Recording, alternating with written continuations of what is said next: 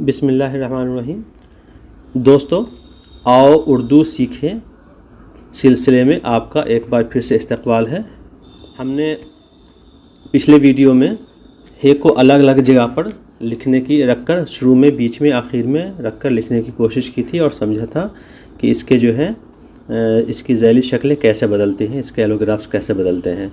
और ये भी जाना था कि हाय मलफूज़ी का जो मुरक्कब लफ्ज़ होता है उसमें हे की आवाज़ निकलती है मुरक्कब लफ्ज़ बनाने के बाद भी। अब उसी सिलसिले को आगे बढ़ाते हैं और फिर उसके बाद हम लोग कुछ नई चीज़ पढ़ेंगे। इन अल्फाज को पढ़ने की इस लफ्ज़ को पढ़ने की कोशिश कीजिए। ये लिखा है मैंने आह। तो हम देख रहे हैं कि आह जो है हाय मलफूज़ी है क्योंकि हे की आवाज़ निकल रही है। अब इसे जब हम किसी कंजक्शन से जोड़ेंगे, यहाँ व है, व माने और होता है, एंड होता है, जिसे उर्दू में अत्फ़ कहते हैं। आहो फ़े गैन अलिफ, आहो फ़ुगा मतलब होता है रोना पीटना विलाप। तो यहाँ पे दो लफ्ज़ों को वाव से जोड़ने पर भी यहाँ पर हे जो है की आवाज़ निकलेगी। आहो, आह हो फ़ुगा, आओ फ़ुगा, इसकी आवाज़ नहीं निकलेगी। एक और लफ्ज़ है कोह। कोह माने होता है पहाड़ और दमन माने होता है दामन। तो यहाँ पर दमन मतलब पहाड़ का दामन, तो कोहो दमन। तो यहाँ पर हे की आवाज़ निकल रही है, हाय मलफूज़ी है। तो वाव से जोड़ने के बाद भी जब इसे हम पढ़ेंगे तो इसमें भी हे की आवाज़ निकलेगी, कोहो दमन। तो यहाँ वाव कंजक्शन है जिसे उर्दू में अत्फ़ कहते हैं और ये मुरक्कब लफ्ज़ बन गया। मुरक्कब मतलब होता है कंपाउंड वर्ड। शाहो गदा, शाह माने होता है बादशाह और व माने और, गदा माने फ़कीर भिखारी। तो शाहो गदा जो है अमीर और गरीब के बारे में कहा जाता है। तो हमने देखा कि ये जो मुरक्कब अल्फाज हैं जो किसी कंजंक्शन से जुड़ते हैं, अत्फ़ से जुड़ते हैं, तो ये मुरक्कब लफ्ज़ तो हुए, लेकिन इसे कहते हैं मुरक्कब अत्फ़ी कहते हैं क्योंकि अत्फ़ माने कंजक्शन होता है और मुरक्कब मतलब कंपाउंड होता है। तो यहाँ पर एक और लफ्ज़ है माहो अंजुम। तो अब तक हम लोगों ने देखा कि अगर हाय मलफूज़ी के बाद कोई लफ्ज़ आ रहा है, वाव से जुड़ रहा है, तो उसमें भी हे की आवाज़ निकलेगी। अब देखिए, हम लोग जो गिनती पढ़ते हैं 10 के बाद क्या होता है 11। ये मैं 11 लिख रहा हूँ, तो इसमें जो हे आया है इसमें भी हे की आवाज़ निकलेगी क्योंकि यहाँ पर ये हाय मलफूज़ी है। हम लोग भले ही 11 बोले लेकिन होता है 11, 12, 13, 14, 15, ये रहा 16। यहाँ पर हे है, ये मिला हुआ है क्योंकि लाम के साथ हे को हम आसानी से मिला सकते हैं। 17, रे के बाद हे नहीं मिलता या कोई लेटर नहीं मिलता। 17 और ये हो गया 18। तो ये सारे के सारे हे की आवाज़ निकलेगी और ये जो है हाय मलफूज़ी हुए। अब जो है हम अपने टॉपिक को चेंज करते हैं। पिछले वीडियो में मैंने आप लोग बताया था कि हे जो है कॉन्सोनेंट और वोवेल दोनों हैं। उसमें मैंने बताया था कॉन्सोनेंट है तो शुरू और बीच में तो कॉन्सोनेंट हर हाल में होगा। जब हे आखिर में आएगा तो वो वोवेल भी हो सकता है। अब हम लोग पढ़ेंगे इसे वोवेल के बारे में जिसमें हे की आवाज़ नहीं निकलेगी। ये इससे एक्चुअली शॉर्ट वोवेल की तरह ये काम करता है जिसे उर्दू में नीम मुसव्वत कहते हैं।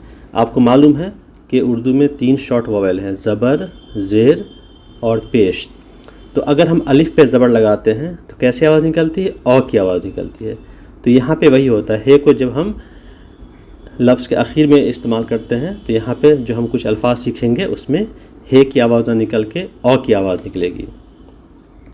यहाँ दीवाना है ना, दीवाना होना कैसे चाहिए था अगर देखा जाए तो दाल ये ज़र दी, वाउल ज़र वा, नूल ज़बर ना, दीवाना। लेकिन ऐसे नहीं होता है, ये हे से लिखा जाता है। तो दाल में ये मिलाएंगे, फिर वाव हो गया, अलिफ दीवा और नून में हे मिलाएंगे, दीवाना, और पढ़ेंगे दीवाना। ये दीवाना पढ़ेंगे हिंदी में, लेकिन उर्दू में पढ़ेंगे दीवाना, ज़बर की आवाज़ निकलेगी। दीवाना मतलब होता है पागल, मैड, ल्यूनेटिक। इसी तरह से उर्दू में एक लफ्ज़ है फ़रज़ाना। तो फ़र लिखने के लिए फ़े को रे मिलाएंगे, रे के बाद कोई लेटर नहीं मिलता।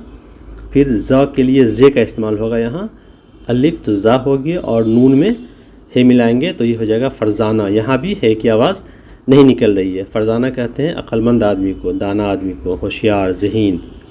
तो यहाँ पर जो है हे जो है छुपा हुआ है तो इसे हम कहते हैं ग्रामर के लफ्ज़ जिससे आपको याद करने की ज़रूरत नहीं है, हाय मुख्तफ़ी कहते हैं।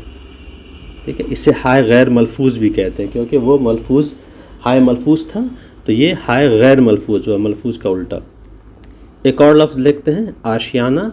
तो आशियाना में पहले आ आया है तो आ लिख देंगे, फिर शीन का इस्तेमाल किया गया है, शीन। या तो या के लिए ये और अलिफ मिलेगा, और नून के लिए यहाँ पर अलिफ ना मिलके हे मिलता है, आशियाना। तो इसे अब हम लिखेंगे कैसे, आ शिया नून आशियाना, हे के साथ लगेगा, लेकिन इसकी आवाज़ है कि निकलेगी।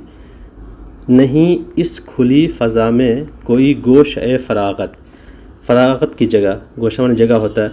यहाँ पे जो गोशा वर्ड है ये भी आपको हाय गैर मलफूज़ है, मतलब हाय मुख्तफ़ी है गोशा, लेकिन इसके साथ एक और लफ्ज़ फ़राग़त का इजाफ़ा किया गया, बढ़ाया गया है। तो इसमें जो हमज़ा का इस्तेमाल किया गया, अभी हम लोगों ने हमज़ा पढ़ा नहीं, क्योंकि हमज़ा के बाद अलिफ ही निकलती है, ये हम लोग तो जान चुके हैं। तो यहाँ भी हे की आवाज़ नहीं निकलेगी, गोश-ए फ़राग़त होगा, गोश-हे फ़राग़त नहीं होगा। ये जहाँ अजब जहाँ है, न कफ़स न आशियाना। कफ़स माने पिंजरा होता है और आशियाना माने होता है घोंसला। तो उसके लिए किसी भी रहने की जगह को आशियाना का इस्तेमाल किया जाता है, के लिए आशियाना का इस्तेमाल करते हैं। अब हम कुछ और अल्फाज को देखते हैं। एक अल्फाज है ताज़ियाना।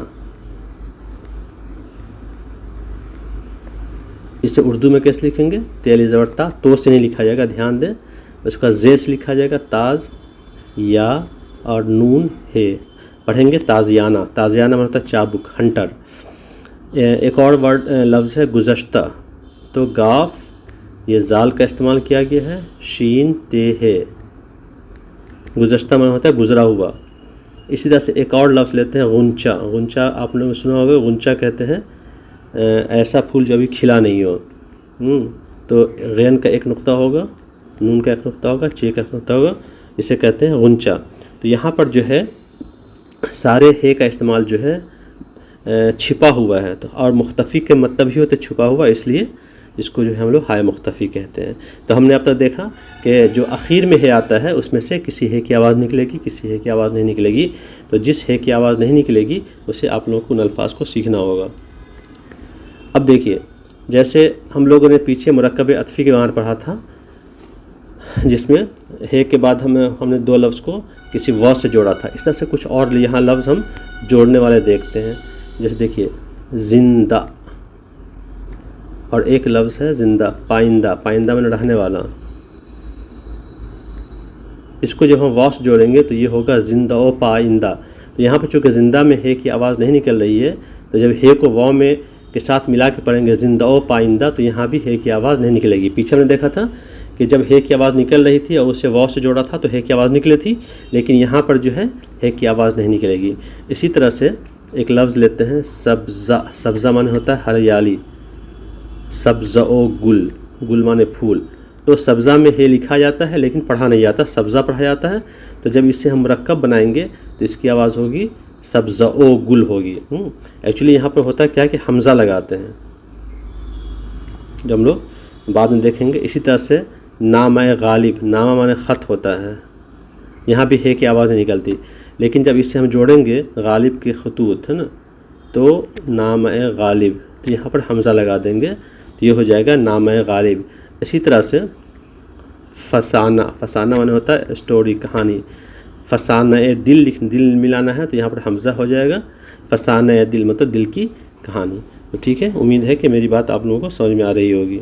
तो यहाँ पे हमारा ऑलमोस्ट छोटी है के बारे में हम लोग बहुत कुछ सीख चुके हैं। अब हम लोग इंशाल्लाह अगले सबक में दो चश्मी है के बारे में पढ़ेंगे। बहुत ही इंटरेस्टिंग सबक होगा ये भी, तो जुड़े रहें इंतखाब उमर के साथ।